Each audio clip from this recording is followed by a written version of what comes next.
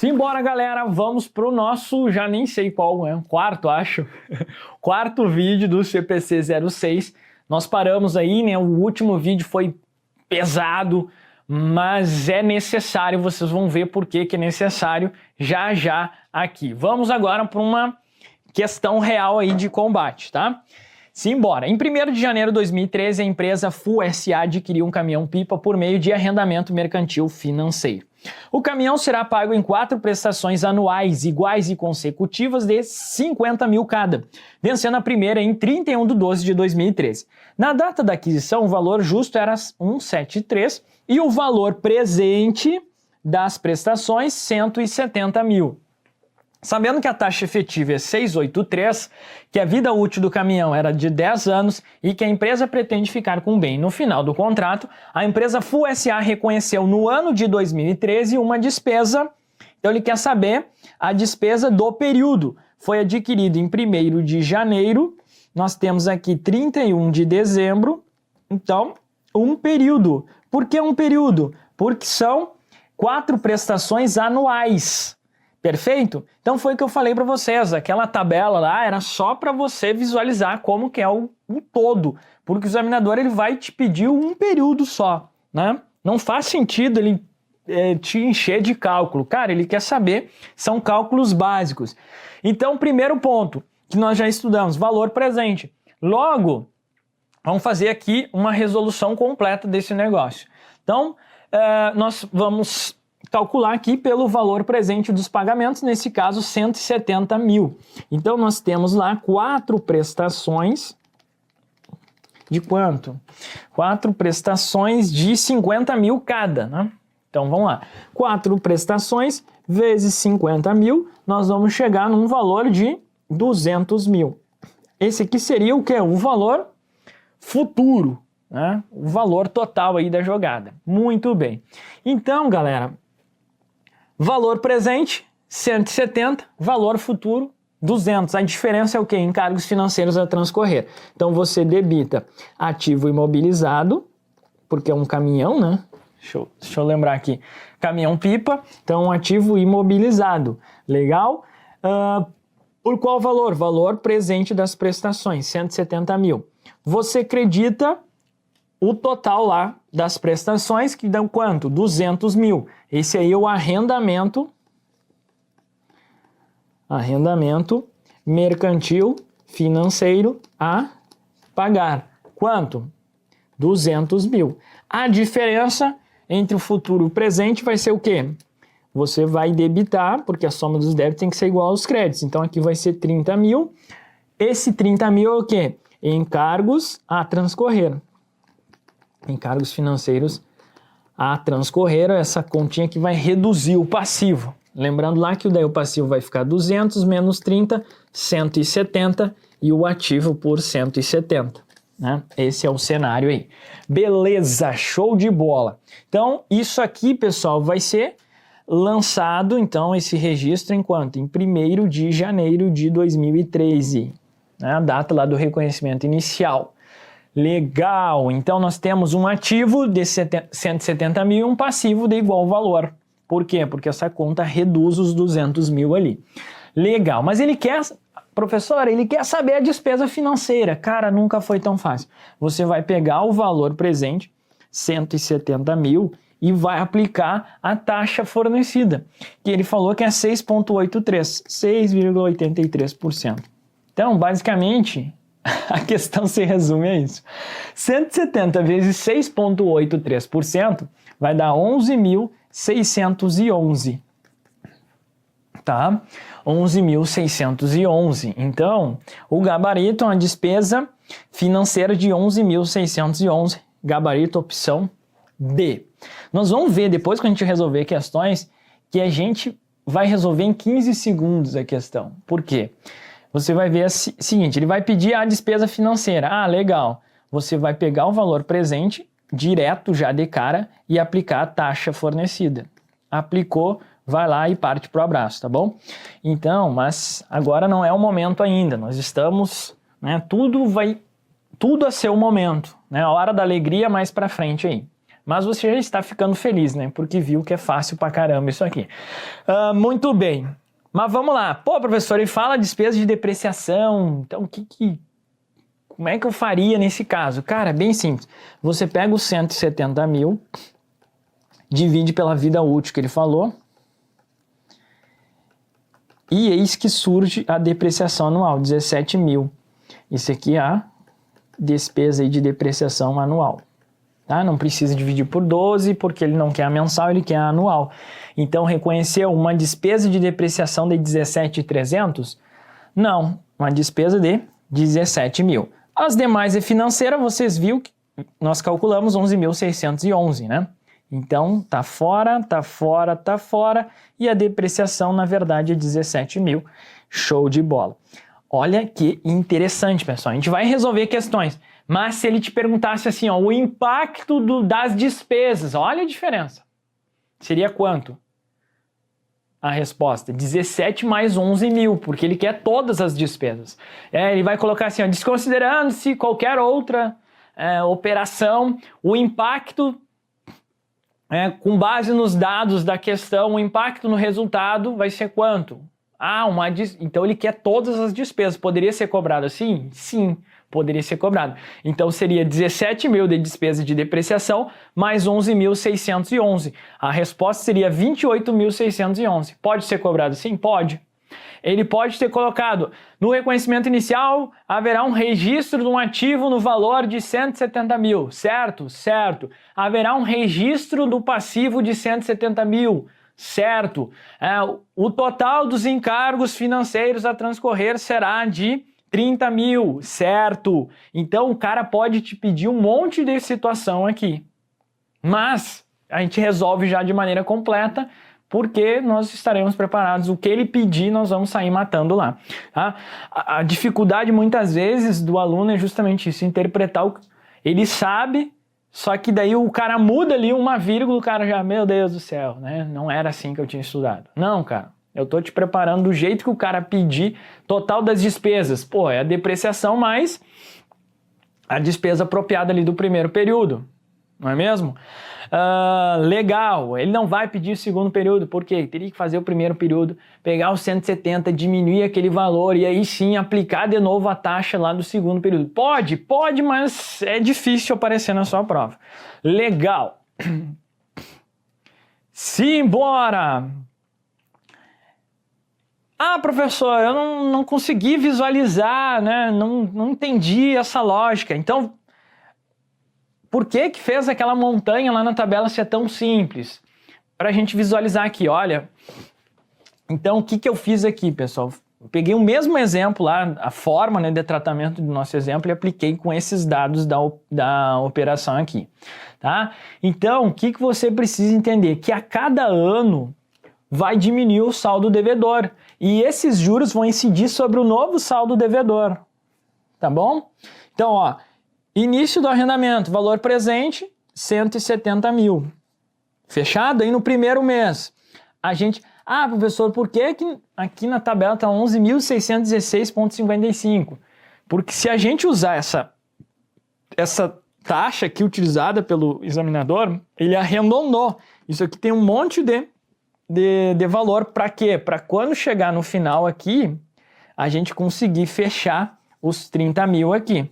Porque se eu colocar a taxa lá, então eu usei uma taxa aqui, claro que eu fiz isso no Excel, mas eu usei uma taxa de 683,3267, tá? Essa é a taxa realmente, só que o examinador, provavelmente ele tinha esse mesmo Excel aqui, sei lá, ele pegou só duas casas aqui, e daí ele arredondou, né? Ele pegou 170, aplicou 6,83 e aqui deu 11.611. Só que se você usar essa taxa aqui, no final, se eu não me engano, sobra uns 15, 16 reais aí. Ok? Tá? Então, sobraria aqui a dívida a pagar, nesse caso aqui, ó, sobraria, se eu não me engano, em 16 reais. Perfeito? E aí não bate. Por quê? Porque o cara arredondou lá as casas, tá bom? Mas a gente é tão foda que não vamos mostrar aqui na situação real como que seria. Fechado? Então, é isso. 170 mil Na primeira prestação, você aplica lá os 683% sobre os 170 mil, chega na despesa de juros, 11.616,55. O examinador, lembrando, ele usou só 2 casas aqui, mas para fechar o cálculo, teria que ser toda essa taxa aí, tá? Legal. Aí você pega, pagou 50 mil, despesa de juros desse pagamento 11 mil é juros, então na verdade reduziu quanto? 38. 170 menos 38, 131. Então, ao final do primeiro período, a dívida do arrendamento é quanto? Ah, isso aqui também pode ser cobrado na sua prova. Tudo que for no primeiro período é importante. Então, o examinador pode cobrar. Ao final do primeiro período, a dívida do arrendamento é de quanto? Ó, qual que seria o gabarito? 131, nesses dados aqui, né? 616,55, tá? Utilizando apenas o 683 ia mudar um pouquinho ali, mas a lógica é essa. Perfeito? Por quê? Porque você pagou, então é só você fazer aqui 50 mil, pagou, só que 11.611, faz o cálculo, pega os 170, diminui desse valor, você vai ter a dívida do arrendamento aqui. Seria mais complicadinho, né? Mas bem de boa e factível, inclusive isso é cobrado. Mas não é nem tanto um arrendamento, que estou dando ideia, né? Porque os examinadores eles estão estudando o nosso curso, pelo que a gente tem observado aí. Brincadeira, às vezes parece, né?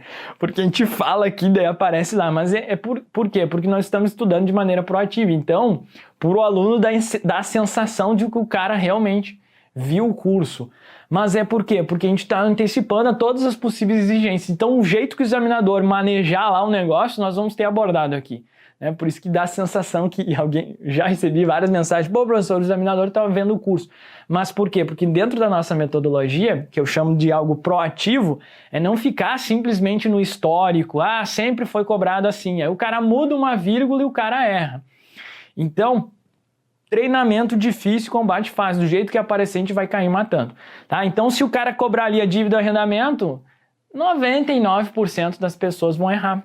E você, se tiver a tranquilidade lá e a frieza na hora da prova, você vai acertar, tá bom? Então esse é o cenário, galera. E lá no final, então, pagou os 200 mil, que é aquele valor futuro, ó, o valor presente e os encargos aqui.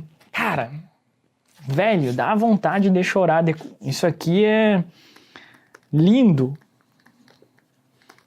né? Vai dizer que não é lindo, é a coisa mais linda do mundo, né? Dá até para fazer um coraçãozinho aqui, de tão lindo que é. Você vê na prática esse negócio, e aí você não fica, cara, simplesmente decorando aí a parada, você realmente entende de onde que tirou. Então, entenderam agora, né? Depois de alguns minutos desse segundo vídeo, por que que eu fiz aquilo lá? Porque agora você está blindado. A partir de agora a gente não vai mais fazer essas tabelinhas. Por quê? Porque já eras. A partir de agora a gente vai, nas resoluções de questões, nós vamos bater o olho e já vai, pá, isso, pum, pum, e aí é fazer um monte de questões. Aí sim, né? Porque se você vai direto para o negócio lá fazendo isso, bacana. Só que lá falta a base. E o cara muda uma vírgula e você erra, tá? Então, assim, pô, você tá felizaço, né? Só no intensivo, no resumo, no reczinho. Só que quando chega lá, na hora do vamos ver, o cara altera um negócio. Por quê? Porque você pulou a etapa. Né? Por isso que o extensivo ele é massa, ele vai te dar essa base. Só que os alunos, infelizmente, né? E não é normal isso, o cara não quer pagar o preço para chegar, né? Com uma preparação alicerçada realmente. Por quê? Porque são horas e horas. Só para CPC 06, olha o tempo que você já está aqui comigo. Né? Isso é só um pronunciamento. É só um detalhe da disciplina. Uma operação dentro de centenas, dezenas, né? Na verdade não vamos aumentar também. Dezenas de operações que você precisa saber. Então essa é só uma. Mas você está assentando, né, numa preparação realmente robusta, pode ter certeza disso. Vamos embora. Mensuração subsequente. Cara, então você já está perito aí, né? Não está perito, né, mas já sabe, só falta treinar questões, mas isso a gente vai ter o nosso momento para isso. Vamos agora para a mensuração subsequente. Então, após a data do início, o arrendatário vai mensurar o ativo de direito de uso utilizando o método do custo. Então, essa é a regra. Pessoal, mensuração subsequente, cara, a maioria das questões vocês vão ver que é isso, tá? Só alguns detalhes agora. Mensuração subsequente, então, regra, método do custo, essa é a regra. Exceções, se o arrendatário aplicar o método de valor justo lá do CPC 28, propriedade para investimento, a sua propriedade para investimento, o arrendatário também deve aplicar esse método de valor justo aos ativos de direito do uso que atendam a definição de propriedade para investimento, tá? Se os ativos de direito de uso referem-se à classe de ativo imobilizado, a qual o arrendatário aplica o método da reavaliação, se permitido por lei, no Brasil a gente viu que isso aí não há permissão, né, legal, o arrendatário pode decidir aplicar esse método de reavaliação a todos os ativos de direito de uso que se referem a essa classe imobilizada. Vamos lá. Na prática, pessoal, regra, método do custo, se for propriedade para investimento, método do valor justo. Lá no CPC 27, a gente vai ver que na mensuração subsequente tem o método do custo e o método da reavaliação. É a mesma ideia do CPC 04. Só que o método da reavaliação não está previsto na lei, tá bom? Mas o examinador, ele pode ter cobrar isso aqui, né? Mas é bem improvável. Então, mensuração subsequente, regra, método do custo, lembrando do CPC 28, se for, né, relacionado a uma propriedade para investimento, aí ele vai usar o quê? O método do valor justo, porque é aquilo que eu falei, sempre vale o específico. Se nós estamos lá, né, tratando uma propriedade para investimento, tem um pronunciamento específico, nós vamos aplicar o qual? O específico. Tá? Se tem lá um ativo imobilizado e lá está previsto que tem método de reavaliação, se fosse permitido legalmente, então na teoria é permitido pelos pronunciamentos contábeis, mas os pronunciamentos contábeis não podem ir de encontro, né, chocando com a lei. Por isso que ele fala ser permitido legalmente. Lembrando que isso é uma norma internacional que foi traduzida. Então pode ser que lá na Itália possa ser previsto o método de reavaliação. Não sei e você também não precisa saber. Na Alemanha pode.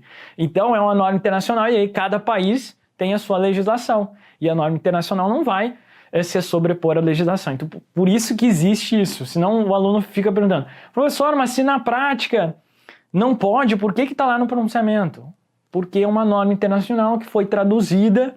E é isso, basicamente é isso aí, tá? Mensuração subsequente. Então é isso, cara, mensuração subsequente, saber esse slide aqui já era. Apresentação, o arrendatário deve apresentar no balanço patrimonial ou divulgar nas notas explicativas ativos de direito de uso separadamente de outros ativos, passivos de arrendamento separadamente de outros passivos, se o arrendatário não apresentar passivo de arrendamento, no balanço patrimonial, o arrendatário divulgar quais rubricas no balanço. Observação, requisito não se aplica a ativos de direito de uso que atendam a definição de propriedade de investimento, apresentado no balanço patrimonial como propriedade para investimento. Pessoal, essas coisas de apresentação, sendo bem sincero, são exceções de exigência também. Então, faz uma leitura. Geralmente, quando cai lá em notas explicativas, são questões que o aluno aí que já passou, né, calejado, ele vai chegar lá e vai ter um discernimento se aquilo faz sentido ou não. Porque notas explicativas é algo que... qual o objetivo das notas explicativas? Esclarecer algum detalhe que não está suficientemente destacado no balanço patrimonial. Então, quando a gente lê essa parte de apresentação... É muito lógico, cara. Se lá não está tão claro, nas notas explicativas ela precisa deixar isso claro. Então, o arrendatário, por exemplo, aqui ele vai apresentar no balanço patrimonial ou divulgar das notas explicativas ativos de direito de uso separadamente de outros ativos. É meio que óbvio, como é que o cara vai colocar tudo junto lá? Não faz sentido. Então, nem precisava ter esse item A, porque ele é tão lógico, entenderam? Que o examinador fica até com vergonha de cobrar isso aqui. Tendo tanto detalhe, o cara vai botar uma obviedade dessa lá na hora da prova, né? Passivos de arrendamento separadamente de outros passivos, se o arrendatário... Passivo de arrendamento separadamente de outros passivos. Sim, né? Vai ter lá o arrendamento a pagar, vai ter a duplicata a pagar, eu não posso botar isso aí tudo junto. Se o arrendatário não apresentar passivos de arrendamento separadamente no balanço patrimonial, o arrendatário deve divulgar quais rubricas, sim, tem, né, não está suficientemente evidenciado no balanço patrimonial, isso aí tem que ser esclarecido nas notas explicativas. O requisito A, esse aqui não se aplica a ativos de direito de uso que atendam à definição de propriedade para investimento. Apresentados no balanço patrimonial como propriedade para investimento. Sim, se já está lá no balanço patrimonial como propriedade para investimento, não se aplica. Então, tudo que a gente viu aqui são obviedades. Se cair lá na sua prova, é bem improvável, inclusive. Tá? Na DRE e de outros resultados abrangentes, ou seja, na DRE e na DRA, o arrendatário deve apresentar despesas de juros sobre o passivo de arrendamento separadamente do encargo de depreciação para o ativo de direito de uso. Oh, sério? Qual a novidade? É óbvio, né? Que vai ter que ser separado lá. O que tem a ver despesa de depreciação com despesa de juros? Não tem nada a ver. Uma coisa é a depreciação, outra coisa é a despesa do juro embutido ali. Por quê? Porque despesa de depreciação vai ter lá, né? vai somar junto, né, o total das despesas de depreciação. E as despesas de juros, inclusive, é separado lá na estrutura, né, do CPC 26, aquela parte, né, das receitas financeiras. Então, não tem também nenhuma novidade aqui. Despesas de juros sobre passivo de alimentos são componente de despesas financeiras. Isso, ó, eu nem tinha lido aqui. É o que está lá no CPC 26, né? Foi o que eu falei, ó, despesas de juros sobre o passivo são componente das despesas financeiras. Então não faz sentido você colocar junto, né? Requer que seja apresentado separadamente. Meu Deus do céu. Então, essa parte de apresentação geralmente é bem óbvio, né? Agora, na DFC, o arrendatário deve classificar pagamentos à vista para a parcela do principal do passivo de arrendamento dentro das atividades de financiamento. E a parcela dos juros operacional. Tá? Isso aqui a gente estuda onde? Lá no CPC 03. Né? Só que ele reforça aqui no âmbito do CPC 06 essa situação. Pagamentos de arrendamento de curto prazo, pagamentos de arrendamento de ativos de baixo valor e pagamentos variáveis de arrendamentos não incluídos na mensuração do passivo de arrendamento dentro de atividades operacionais. Por quê, pessoal? Porque isso aqui é considerado, é a mesma ideia do tratamento dos juros, é uma despesa, então o CPC 03 ele encoraja que juros sejam tratados como operacional. Lembra lá, juros é o quê? Despesa. Lembra que a gente estudou quando é de curto prazo e de baixo valor que isso aqui vai para despesa? Então é meio que lógico que aqui, por isso que eu falo que é tudo um pouco lógico, que isso aqui vai ser tratado como operacional também, tá? Então, operacional. Professor, e por que isso aqui é financiamento? Pagamentos à vista para a parcela do principal do passivo de arrendamento dentro de atividades de financiamento. Lembra lá que os arrendamentos, aqui seria mais o aspecto, né, do arrendamento financeiro. Ele possui a essência de o quê? De uma compra financiada, então está relacionado aos financiamentos. É óbvio que isso aqui fica mais claro depois que a gente estuda DFC, né? Pô, o que é atividade? Então, porque daí falta um pouco, né, de base ali se o cara não estuda o DFC antes. Mas lá na demonstração dos fluxos de caixa, as atividades são segregadas em 3 fluxos. Então, os fluxos de caixa, ou seja, o que é fluxo de caixa? Entrada e saída, né? São os fluxos, entrada e saída de caixa. Eles são divididos em 3 tipos de atividades: operacional, de investimento e de financiamento. Então, o CPC 06 está falando, olha, é o seguinte, lembra lá o que rola lá daquelas atividades? Então, a parte do principal vai ser financiamento e a parcela dos juros operacional. E se você não reconhecer aqueles de curto prazo e de baixo valor, é operacional também, tá? Legal. Então, uma boa contextualização aí com o assunto, né, de DFC nesse ponto. Apresentação, divulgação. Vamos agora para critérios, né, de divulgação. Não sei, cara, por que ele separou apresentação e divulgação? Não sei, não me vem à mente aqui. Enfim, vamos lá, divulgação. O arrendatário deve divulgar os seguintes valores para o período de relatório: encargos de depreciação para direitos de uso por classe de ativo subjacente, despesas de juros sobre os passivos, rendamentos de curto prazo de baixo valor contabilizado, despesa referente a pagamentos variáveis de arrendamento não incluída na mensuração, receita decorrente de subarrendamento, saídas de caixa totais para arrendamentos, adições e ativos. Cara, ele deve divulgar tudo o que ocorre, né, em decorrência das operações aí, que nós estudamos. Tá? se tiver depreciação, os juros, o que foi lá contabilizado como despesa daqueles de baixo valor, receita decorrente de subarrendamento de ativos de direito de uso, se ocorrer aquela questão, né, de subarrendamento, saídas de caixa para arrendamentos, adições e ativos de direito de uso, ganhos ou perdas resultantes de transação de venda e retroarrendamento. Esse retroarrendamento é igual ao subarrendamento. Tá? Valor contábil de ativos de direito de uso final do período relatório por classe de ativo subjacente. Então, deve divulgar aí praticamente tudo, né? Beleza? Vamos então encerrar mais esse episódio da nossa temporada de CPC 06. E o último vídeo a gente vai tratar sob a ótica do arrendador.